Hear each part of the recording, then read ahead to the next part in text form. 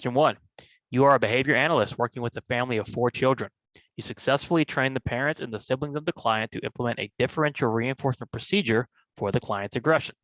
Which of the following steps should you take next? Okay, so when you approach a question like this, right, we want to know what the question is asking, and then what kind of intervention are we using, and what are those parts of that intervention, right? So the question wants to know, what are we going to do after this? Okay, we've written a plan, we've trained the parents, and we're implementing differential reinforcement. Okay, what is differential reinforcement? That is using reinforcement and extinction together. You reinforce a target behavior and you put the other behaviors on extinction. So if you've trained the parents in this, what should you probably do next? A, identify the function of the aggression. If you've already written the plan, we're already using differential reinforcement, we can probably assume, hopefully, that you've identified the function. So we're way past that. We've already trained the parents and siblings. We already know the function of aggression. So A is out.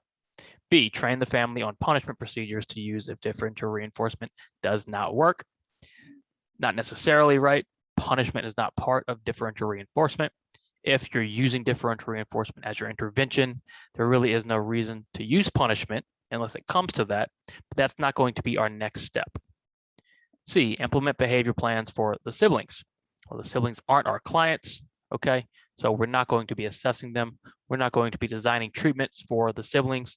We're only going to be designing treatments for our client. So C is out. That leaves us with D, inform the family that there may be a temporary increase in aggression. Why would there be a temporary increase in aggression? Well, when we're using differential reinforcement, we're using an extinction component. When you use extinction, what happens? There's usually a temporary, predictable increase in the behavior we're putting on extinction. In this case, aggression, right? So we need to tell the family there might be a temporary increase in aggression while we work through the behaviors with differential reinforcement, just so they're aware, okay? And so they're prepared to handle it in the case that it does temporarily increase. What of the following steps should you take next? D, inform the family there may be a temporary increase in aggression. Glenda is hired to work as a BCBA for 3 children that attend the same elementary school. Glenda wants to familiarize herself with the school and the classroom where the children are placed. What type of assessment would be best? On the exam, you're going to be asked about all our different types of assessments, right? Indirect assessments, direct assessments, functional analysis, preference assessments, reinforcer assessments. The list goes on and on. You need to ask yourself, what am I assessing? Am I assessing stimuli that might function as reinforcers? That'll be a preference assessment. Am I conducting interviews and checklists with the people who know the client best? That'll be an indirect assessment. In this question, what are we assessing? Well, Glenda wants to familiarize herself with the school and the classroom where the children are placed. In other words, Glenda wants to familiarize herself with the environment. What type of assessment do we conduct to familiarize ourselves with the environment where the client lives or works or goes to school? A, direct assessment. A direct assessment, we are watching and observing the client engage in skills, engage in behaviors. In this case, Glenda's not necessarily doing that. She's actually looking at the environment, right? The school and the classroom. So it's not going to be a direct assessment. B, ecological assessment. Ecological assessment is exactly what we're looking for, right? We're looking for an assessment that's going to observe, analyze, and make predictions and hypothesize around the environment based on observation. That is what the ecological assessment does. We look at the environment that the client, again, learns, works, or goes to school in, right? So Glenda is probably going to use an ecological assessment to familiarize herself with the school and the classroom. B is our answer, but always read all of your answer choices. When you're studying, you want to know why are the wrong answers wrong. That's going to make you better at the exam. You're going to get quicker at the exam. So let's look at C, interview with the school principal. That is an indirect assessment. We always need to perform direct assessments as BCBAs, not only on the client, but also on the environment itself. Indirect assessments are great to get started, to get background, but we should always be be conducting assessments ourselves rather than through third-party information. And then D, functional analysis. Functional analysis, of course, is the best way to determine the function of a behavior. We aren't looking at the client, we aren't looking at their behavior, we're looking at the environment. Therefore, B, an ecological assessment, would be our best assessment to use. Which of the following goals would be the least socially valid goal to target? The exam is going to ask you many questions about socially valid goals. Okay, what kind of goals do we target? What is socially valid? What isn't? Think about socially valid goals as being impactful to the client's lives, the lives of those around them. Okay, goals that are going to come into contact with the reinforcement and the natural environment. What is socially valid? Okay, is what's important to the client, first and foremost. So, of these following goals, what would be the least socially valid goal to target? A, increase the client's ability to respond appropriately to greetings from peers. We can assume this type of goal would increase socialization, maybe increase the client's ability to make friends. A would be very socially valid, right? It's important to the client. It's socially significant. A is a good goal. B, help the client learn to tolerate different types of hats. This might sound like a goofy goal, but if you've worked in ABA a while, or if you're going to be a BCBA, you know you might get some strange requests every now and then. Tolerating different types of hats isn't a goal that I haven't seen, right? But is it the most socially valid goal to target? A is much more socially valid than helping the client learn to tolerate different types of hats. Okay, so as of right now, B is our least socially valid goal to target. Let's keep reading. Always read all of your answer choices. You're looking for the best answer. C, increase the time the client spends in a general education classroom. C would increase the time the client spends around typically developing peers without autism or whatever disability they have. That is extremely socially valid, extremely important to the client. C is more socially valid than B. And then we have D, help the client learn to tolerate taking medicine. That is extremely important as well. At some point in our lives, we have to take medicine. We have to help the client learn to tolerate taking medicine, right? Much more important than learning to tolerate different types of hats. So in this case, B would be the least socially valid goal to target.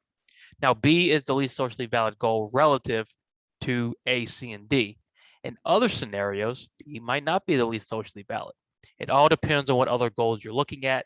What are the client's needs at the time? Okay.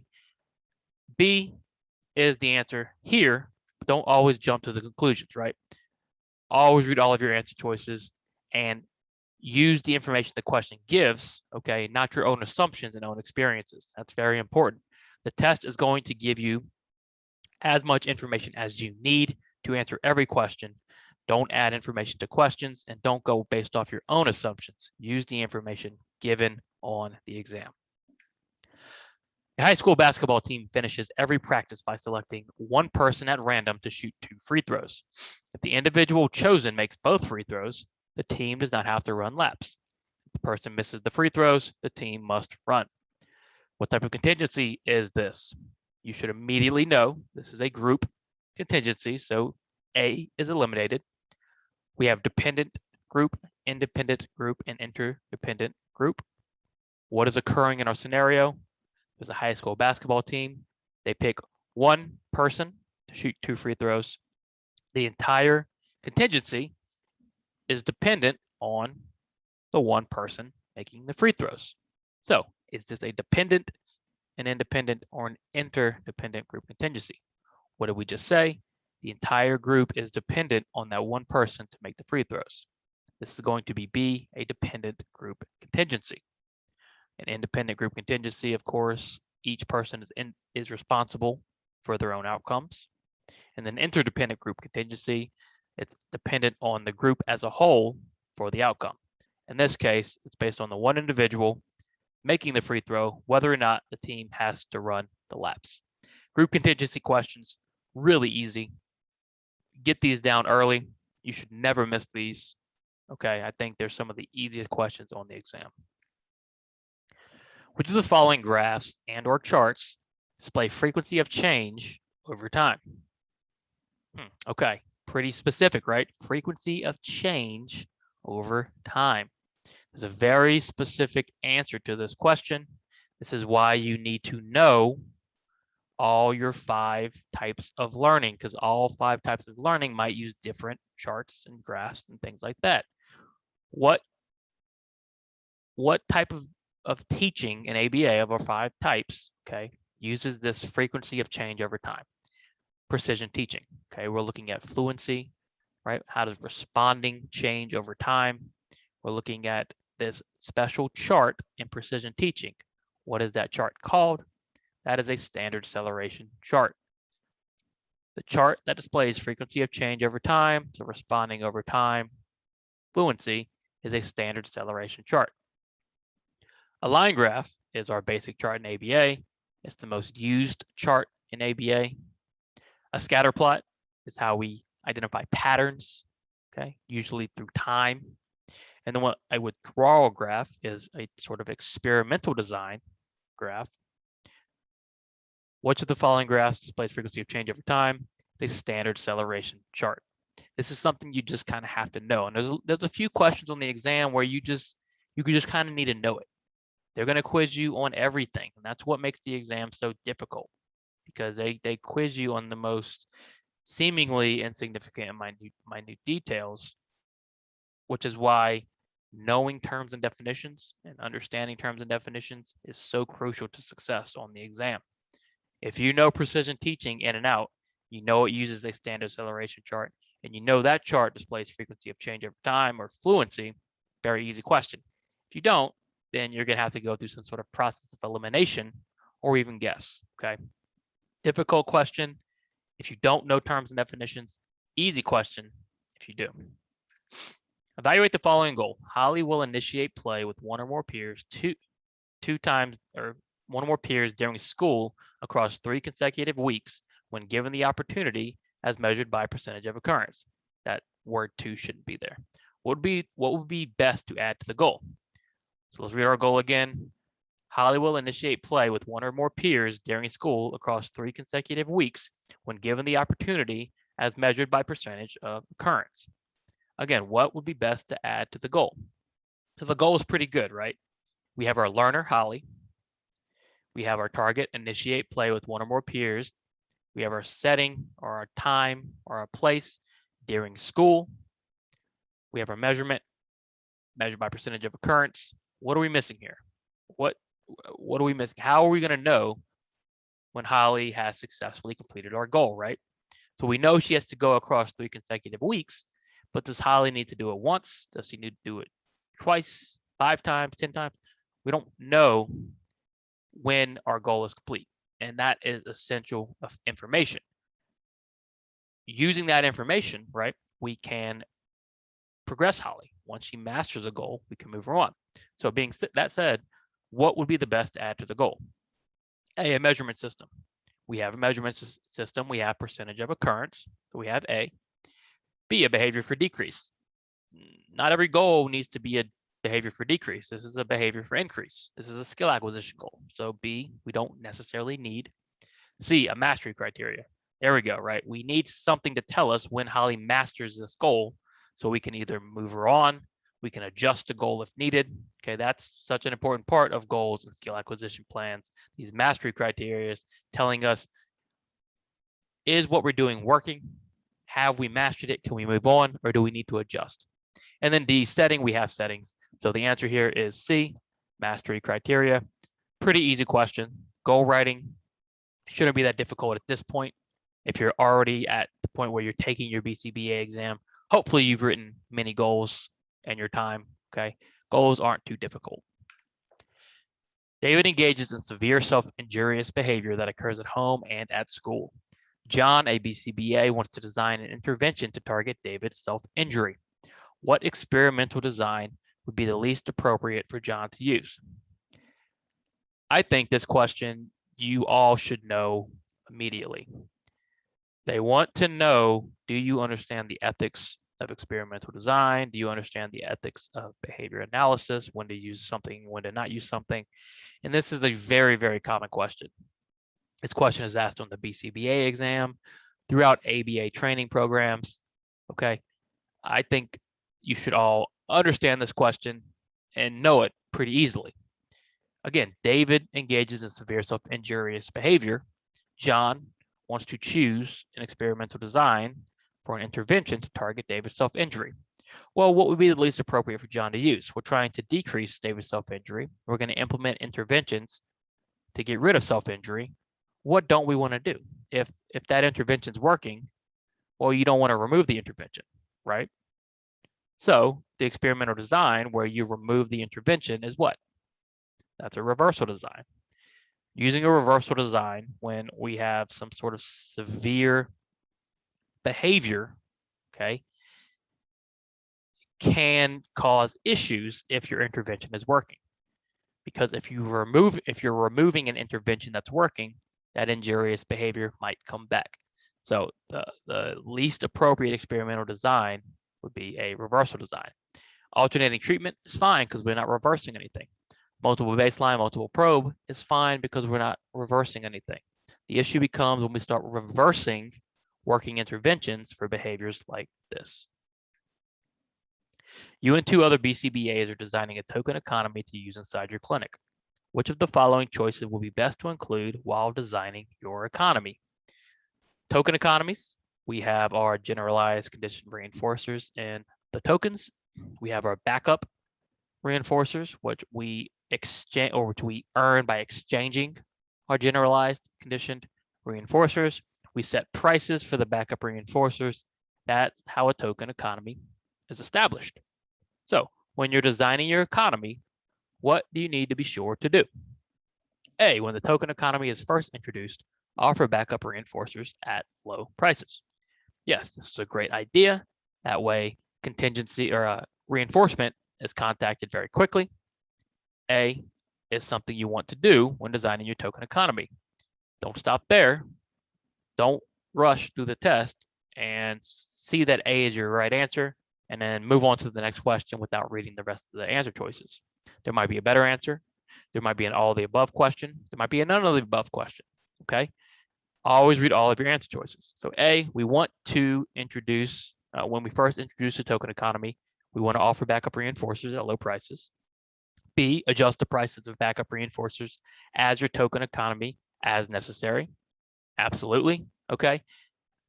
As your token economy evolves, as it persists, you want to start adjusting the prices, okay, to make it a little harder in relation to what kind of responding you want, right? Think about your basic reinforcement schedules.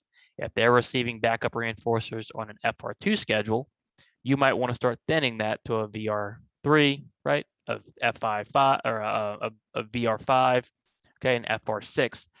Point is, you want to thin the schedule, and how you do that is you adjust the prices of backup reinforcers. So B is also an answer. And then C, conduct ongoing assessments to ensure backup reinforcers are still relevant to the clients. Absolutely, okay? We want to make sure what they're earning is relevant to them. That's the only way tokens have power is when the backup reinforcers are strong and relevant. So A, B, and C are all things you want to consider when designing a token economy. That leaves us with D, all the above. Which of the following basic reinforcement schedules produces a scallop effect? Another very popular question, another question where you just have to know it. So what reinforcement schedule produces a scallop effect? That is an FI, a fixed interval schedule. There's a moderate response rate and then a significant pause after reinforcement, because there's with the fixed interval, a certain time has to pass no matter what. So if I'm on an FI5, I receive reinforcement. 5 minutes has to pass before I receive my next reinforcement. So there's no rush to start responding. This produces this scallop-like effect. So C, fixed interval, is our answer. A fixed ratio, okay, we have a high response rate and then pauses after reinforcement. A variable ratio is a high and steady response rate, and a variable interval is a moderate yet steady response rate. What produces a scallop effect? C, fixed interval. A sign telling you that a vending machine is broken is what? But if you put your money in a vending machine and nothing comes out, it's what? So this is a contingency-shaped, rule-governed question. What is the distinction between contingency-shaped and rule-governed? Contingency-shaped is our typical behavior change idea where everything is affected by immediate consequences. That's how we produce behavior change through reinforcement. Behavior is based on history with the consequences. Rule governed is verbally mediated. Verbally mediated, don't forget, that can be spoken, that can be written, that can be sign language. Don't forget that's important. There's no direct reinforcement history. Behavior is based on verbal stimuli. So the sign telling you that a vending machine is broken is what? Well, that's going to be rule governed. You're not contacting an immediate consequence. There's a stimuli telling you this is the rule. But if you put your money in a vending machine and nothing comes out, what happened? There was immediate consequence. You put your money in, nothing came out. Your behavior is now shaped by that learning history. A sign telling you that a vending machine is broken is rule governed. But if you put your money in a vending machine and nothing comes out, it's contingency shaped. Rule governed contingency shape is not too hard. You just need to remember rule governed is verbally mediated, verbally meaning written, spoken, signed, all the above, right? So B is our answer. Okay, thanks for watching. Please like and subscribe if you enjoyed these. We'll have new ones every Saturday.